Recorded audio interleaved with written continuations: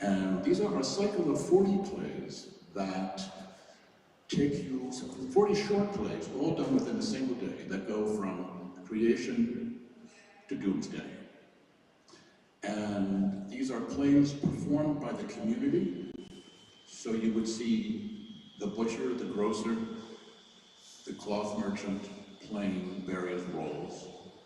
They were done on something called, well, here is mystery. Let's start with this. Mystery is something that is difficult to explain or understand.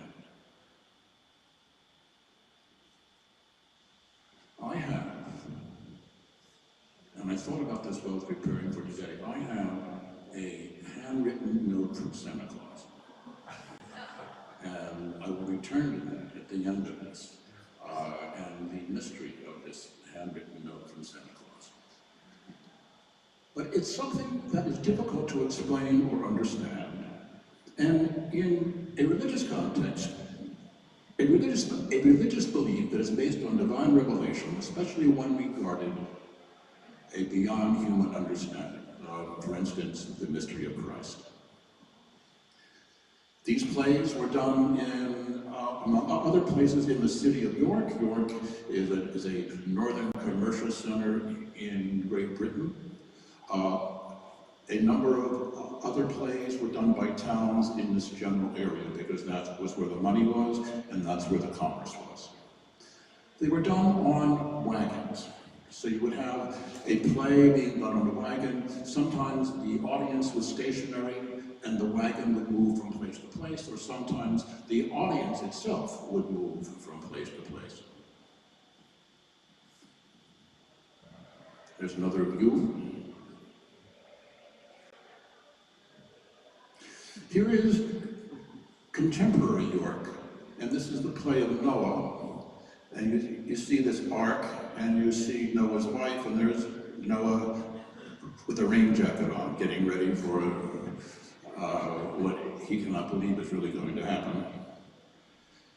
Here is a clip from the 2018 York Festival, and this is God with creation.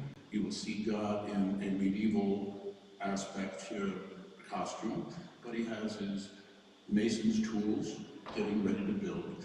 And this, you'll see the informality of this, is that this God needs a little tea before he starts his creation. And there's a way to do this cleverly that I am going to.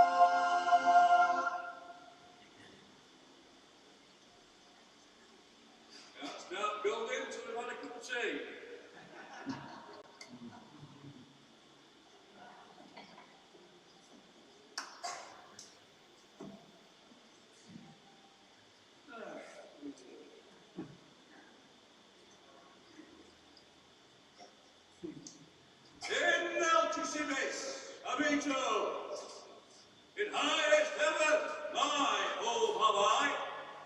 Eternal vengeance and eager, without end, I lust in live. So I have made this world and wide, heaven, earth, and also my high Godhead, and will not hide, all if some foes be follow me through. Those are the devils. Up to contrive my throne unto. In heaven they might no longer lie, but swiftly went, till blown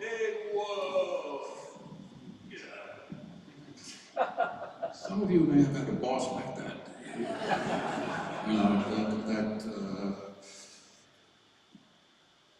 Then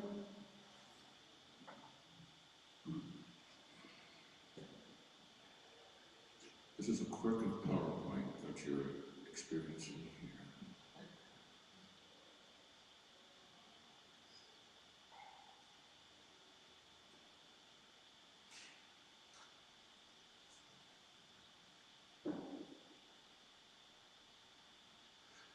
I'm going to re-show you the clip of the Annunciation. This is one of the things that we showed last week. And you'll see, watch Joseph in this particularly. This is what makes these plays so moving is that we come from a certain biblical abstract. We all know that Joseph is the husband of Mary, and they have this baby that's on the way. But the reality of a much older man with a younger woman who has told him that I'm pregnant. And the confusion and the anger, and eventually God's angel will come and tell Joseph, and you'll see what happens after that. So,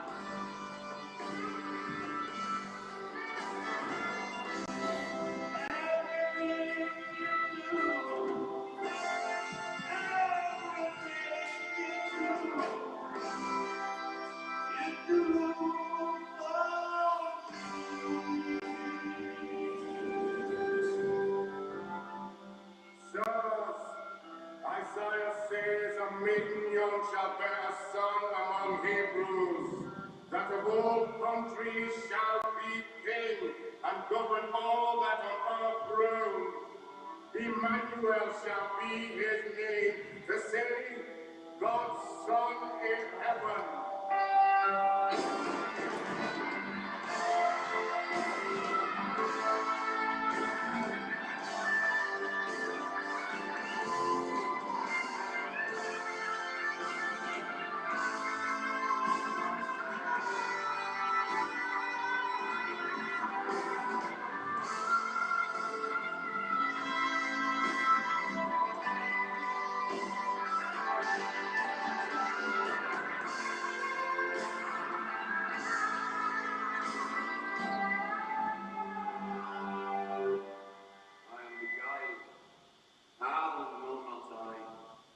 My young wife is with child full grave, which makes me sorrow unsought.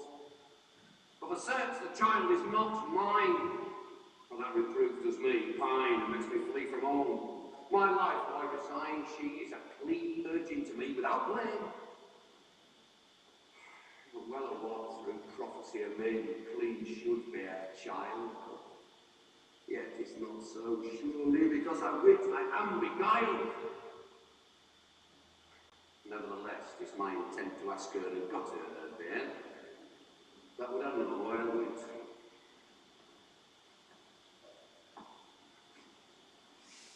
Well, here, God forgive you. Well, as God may speed, doubtless to whom is full dear, Joseph my spoke, mind. Now, mercy, Mary, say what cheer tell me in sooth how is with thee. Who has been there? Thy womb is waxen great, think me thou art with child, alas, the careless is Mary. Sir, gods and yours. Why can't you be so unfaithful to fantasy? Alas, peaceful war for dawn like an opera. Look to me, this is a careful case. Reckless array, prestige marina, there was no man in the face with dreadful dawn. But I'm dead to me all my life. Whose is the child thou art withal? Yours, sir, and the kings of bliss. Thou art young and I am old, such words, if I do, won't these games from you gone? Therefore tell me in the river Tee, whose is the child that art with now?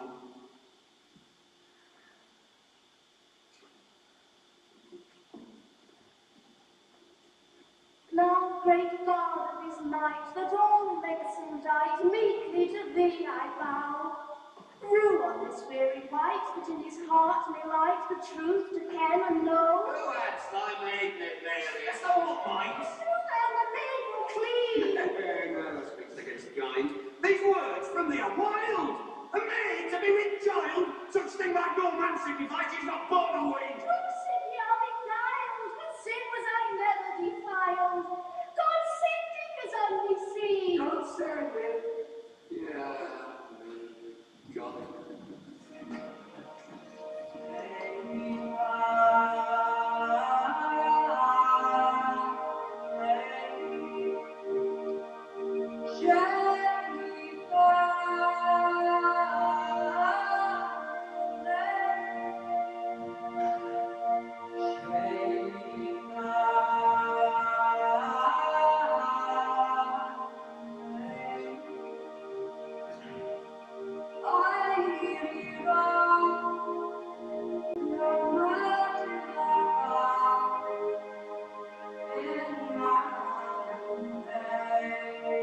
I, Gabriel, am God's angel I, that have taken Mary to my keeping, and sent to thee aloud to cry. In leal wedlock lead thee, leave her not, I forbid thee. No sin of her imply, but to her fast thou speak thee, and of her naught thou dread thee. God's word this, brought on high, the child that shall be born of her is conceived of the Holy Ghost.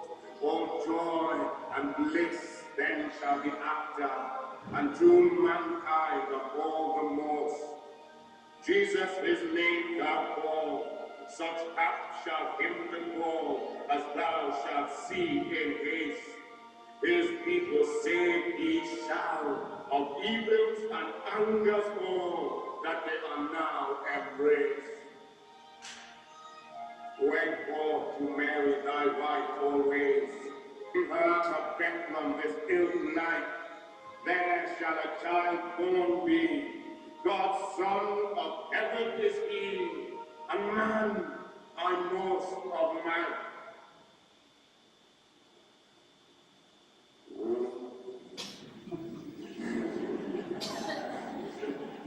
Oh yes, Mary, I am to blame for words that to thee long since spake. But gather up now all our gears, such warm weeds as we wear, and press them in a pack. A flame on the stick bare. The little things we women fear. Now, on me back.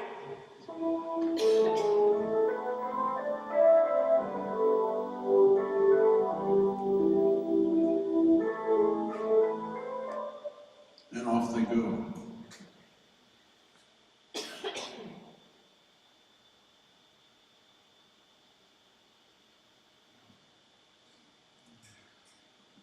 You see the expression of Joseph, and mixed into this is the humor, the anger, and the humanity of it. This is not just a story in the abstract. This has all of the complications and dimensions of complex character. Very sophisticated. We tend to think of things medieval as being simple and just, they just couldn't draw right, you know, but we're going to see in a moment another play that goes beyond this in theatricality and sophistication. before that, we're starting with light. We're going to go into a moment of darkness. An important episode for the medieval church and medieval population was something that happens after Jesus is born. And I'm taking this out of the order, and that is the slaughter of the innocents. For them, this was an important component. This was a contrast between the joy and something that comes of consequence because of the politics in the world. We find it in Matthew. And after they go, Matthew in the St. James Version, and when they were departed, the angel of the Lord appeareth to Joseph in a dream, they being the wise men, saying, Arise, take the young child and his mother, and flee into Egypt, and be there until I bring thee word, for Herod will seek the young child to destroy him. Then Herod, when he saw that he was mocked by the wise men and deceived, was exceedingly wroth, and sent forth and slew all the male children that were in Bethlehem, and in all the coast thereof, from 2 years old and under, according to the time which he had diligently inquired of the wise men. They have a play about this in broad theatrical terms, but it brings into the ground, or grounds rather, what is essentially a political reality. And then we go on to the next part of the story. That's the darkness. And we're done with darkness now. We're going to go back to the light. And coming to the second shepherd's play. This does not refer to the second shepherd. There are two shepherds' play. There's the first shepherd's play and there's the second shepherd's play. This is the work that we're going to speak about this morning, is the second shepherd's play. Written by someone known as the Wakefield Master. That's all we know about them. And this goes outside of the biblical storytelling and goes on a tangent and brings us to three shepherds. And they are on the moor, and it's winter. And what comes into this is the political, the social status, the economic status of the common people of the time. And so I'm going to read from the three opening speeches as these shepherds come on. And we're in midwinter, dark midwinter, and for some reason Christmas for me always has been set in my head, not in Jerusalem, or not in the Holy Land, but in the moors of England. Winter, dark. We have our best hymns from there, I would suggest to you, in the bleak midwinter. Three shepherds coming on. First is an older one, then we're going to see one of middle age, and then a young boy. First shepherd. Lord, these days are so cold and these clothes are so thin.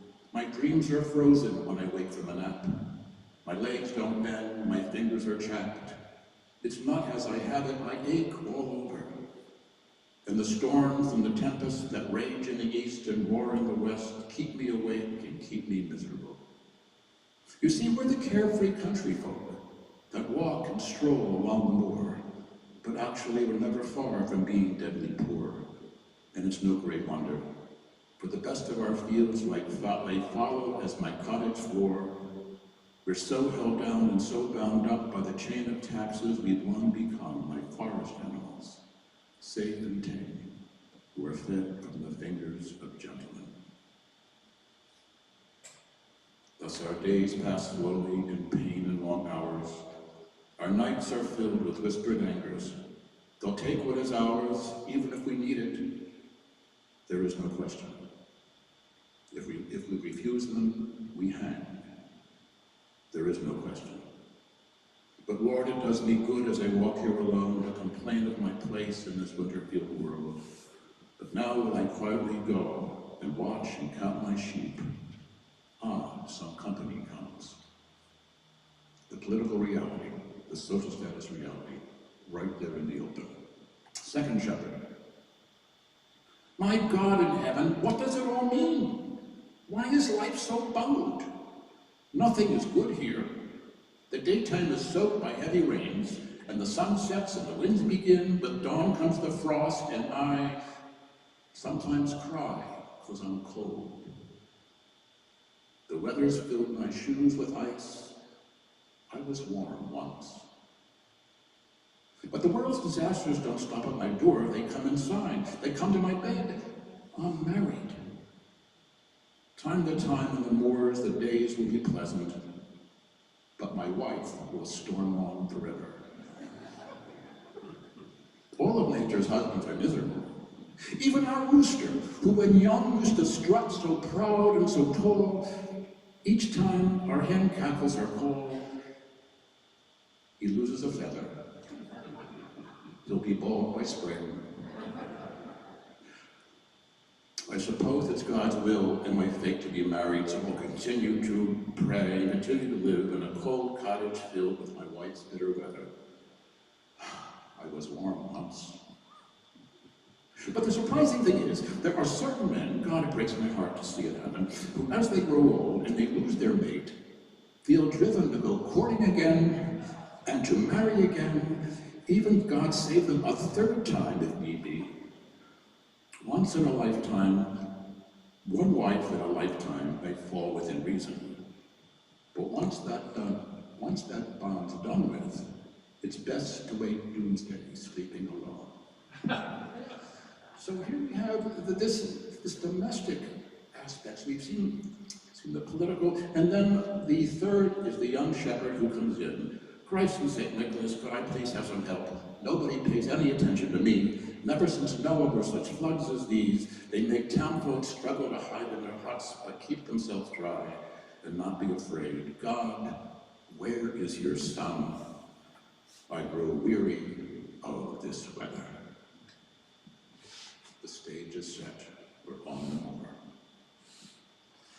And we're going to see a clip now.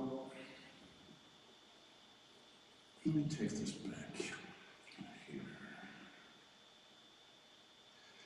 We're into the second chapter, right? These three shepherds are out there, and they're about to go to sleep, and this con man that they know, Mac, shows up.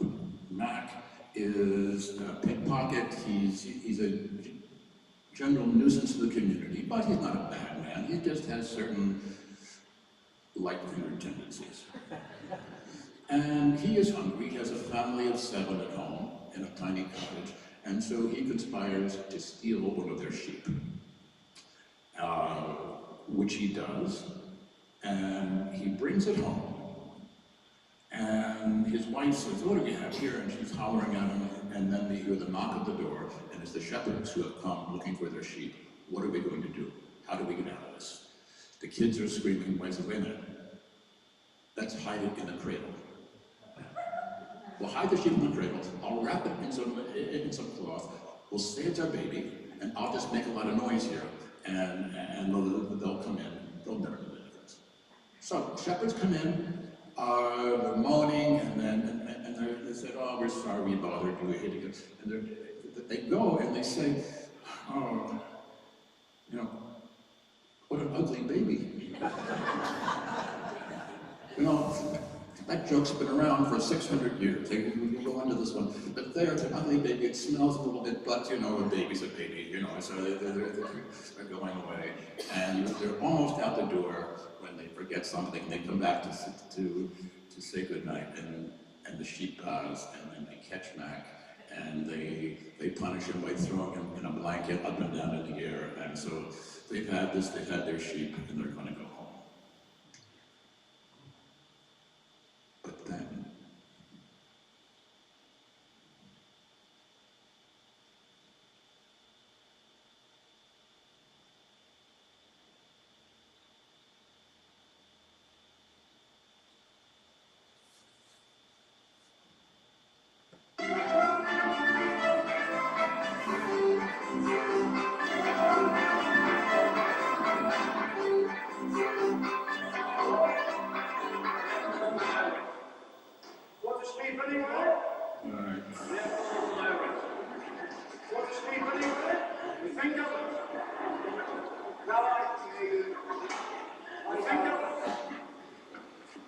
things are still in my mind. Wherefore should you be kind? These things are still in my mind. Wherefore should you be kind?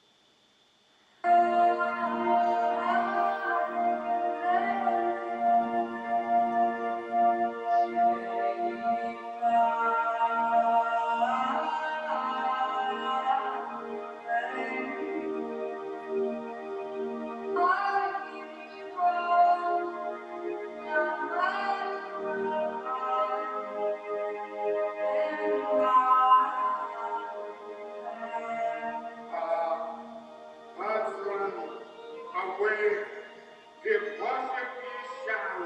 He is born for your sake, Lord perpetual.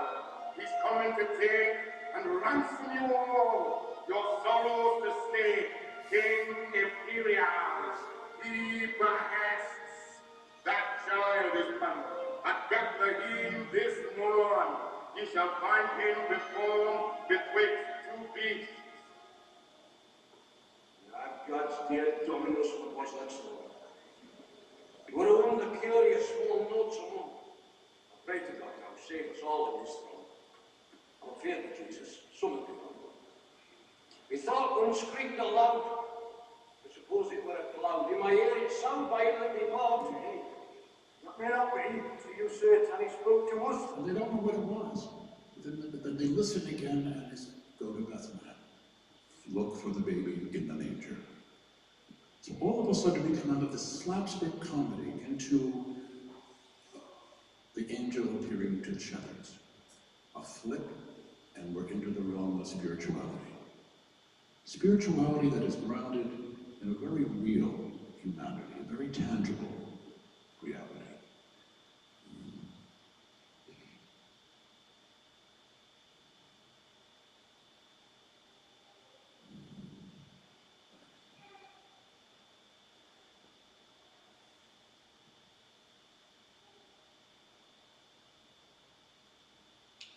And now we're going to see them approaching the manger.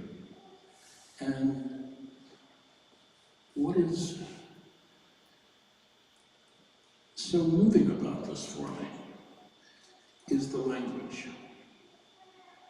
And the language of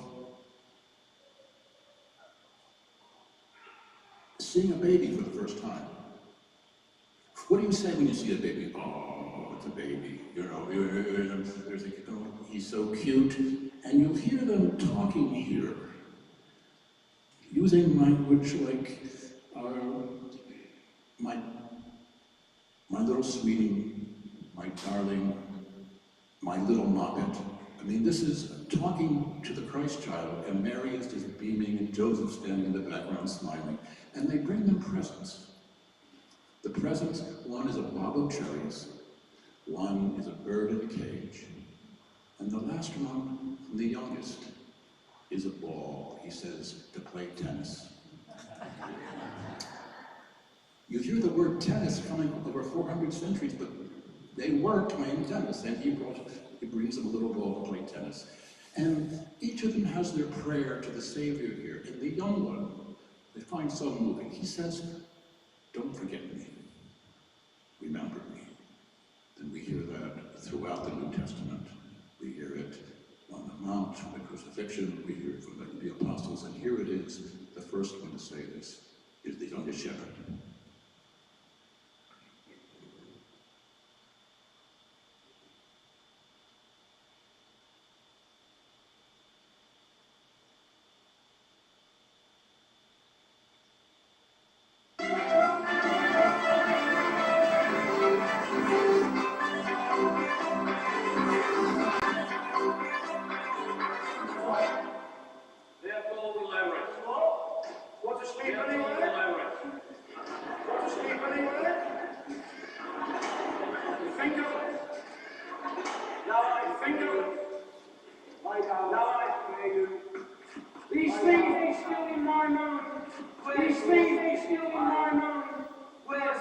with your mind. You was asleep.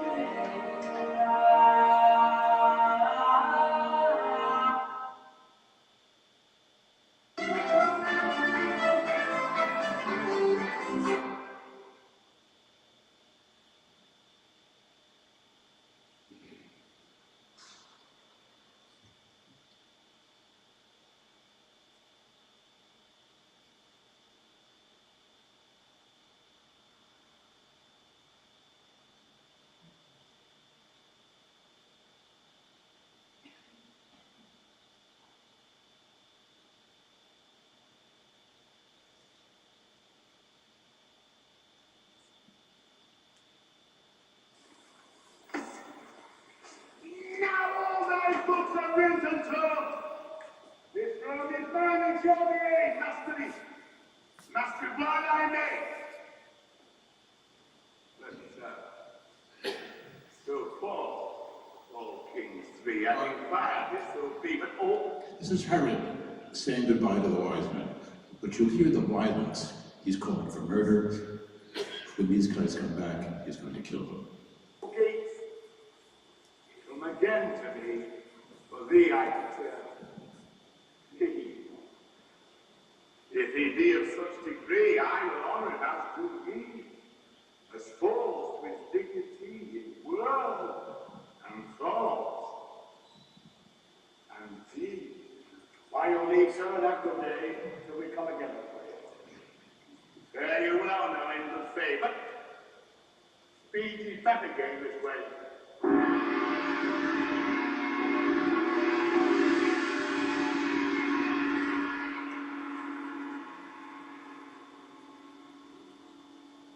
By the hound come we again, all free traitors shall be slain, and that swaddling swain I will chop off his head. That boy doth me so greatly annoy, that I wax dull and pure dry. Have done! So I wine. I die by the drink. I feel fast. And then the cups fly. Then go we. Heathen hastily. For I must ordain curiously against these kings coming.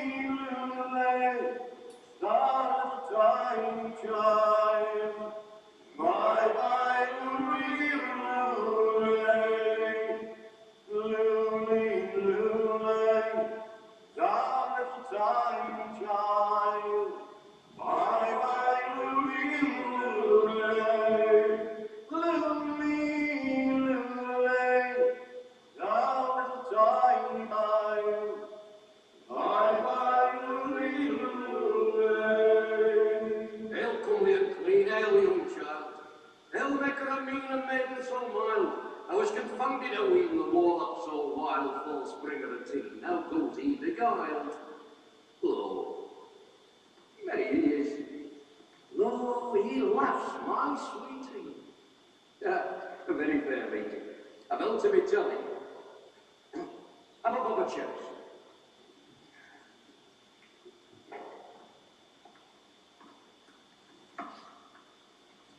Hail, sovereign Saviour, thou hast the sword.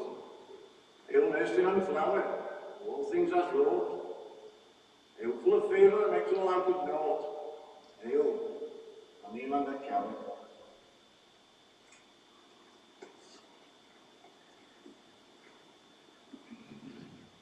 Dead, have a road to me bed. Hail, little tiny mop. I'll create our crop, I'll drink of thy cup. Next time. Hail, little darling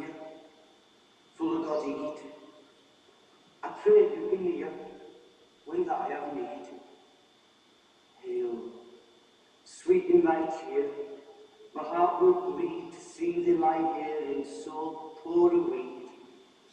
No peace. Hail, put forth thy door, and bring thee but a ball. I will play with you and go to the tennis.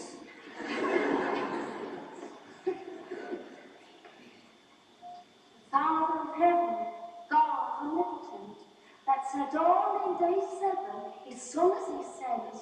My name he could name him, and on me his life spent. I conceived him full even by God's might as he meant, and now he is born. May he keep you from woe, I shall pray you so. Tell forth as you go, and mine small. Well, lady, so afraid to give up, with our child underneath, we life's full cold. Right, well for me. Now we go, Bill.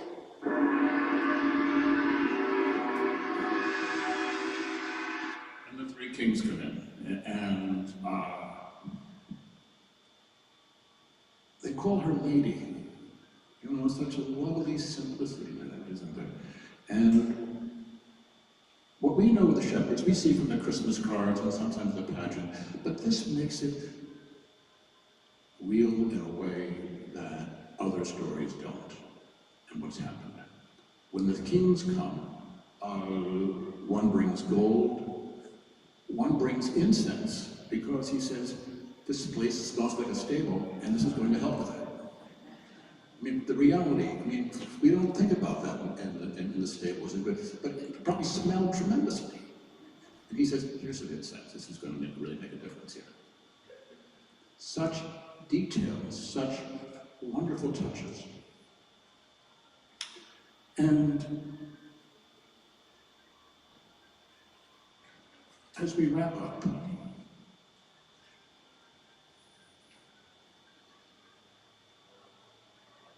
the mysteries are what we've been discussing.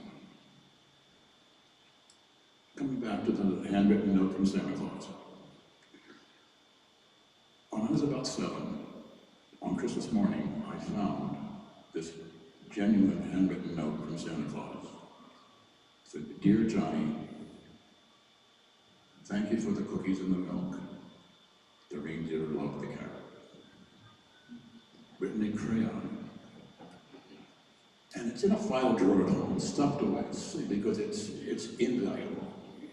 I never knew who wrote that note. The writing looks like neither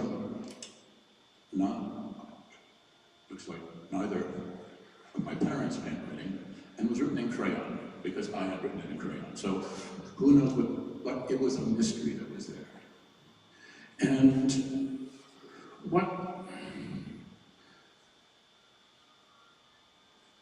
as you come into this season, coming to the next week, it's going to be cold. Think of the moors, think of the bleakness, think of the darkness, and look for the mysteries. Look for the light, look for the warmth, look for the connection with both the text, your friends, yourself, and your heart. And maybe even the mystery of a note from Santa Claus. Thank you.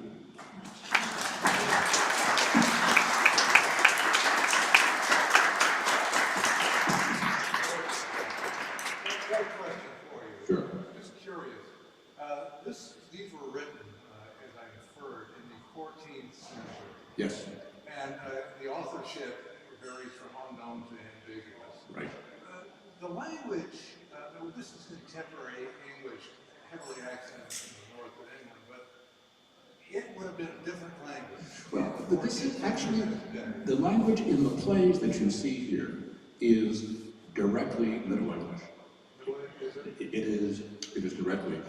The speeches that I read from Shepherd 1, Shepherd 2, this was my translation of the Middle English into contemporary English that I did for introduction some years ago.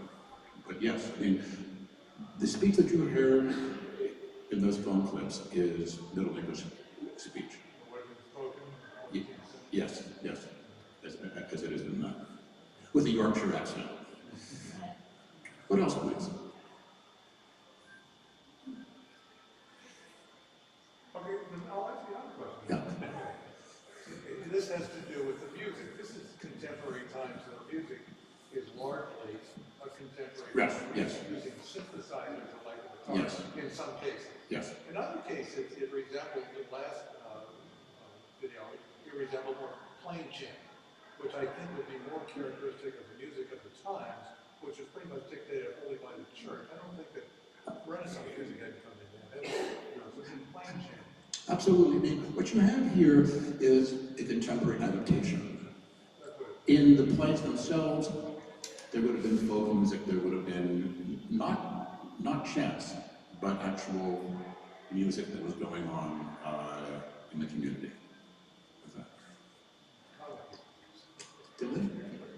Again, thank you for a great presentation. I was really struck when you played that clip of Joseph and Mary this time. It was moving the first time, the second time through, it's the music again that really hit me. It's a text, and that's something, but the interdisciplinarity really struck me this time. The music, the light, and that angel, his accent, add all this together in performance just becomes something else. It's the theatricality that brings it up. Yes. Was the church hierarchy involved in these? No. Church. These came to be because the people wanted drama, and the clergy wanted drama, and the church says, "Not in here. This is ungodly. We're going to put it." And so they said, "Fine, we'll do it outside." Although the texts were probably written by a cleric of some sort. Yes? Just to say this was a terrific gift. I enjoyed this so much. Thank you. You're very welcome. And we'll be back in Lent with 2 more. Merry Christmas. Bye.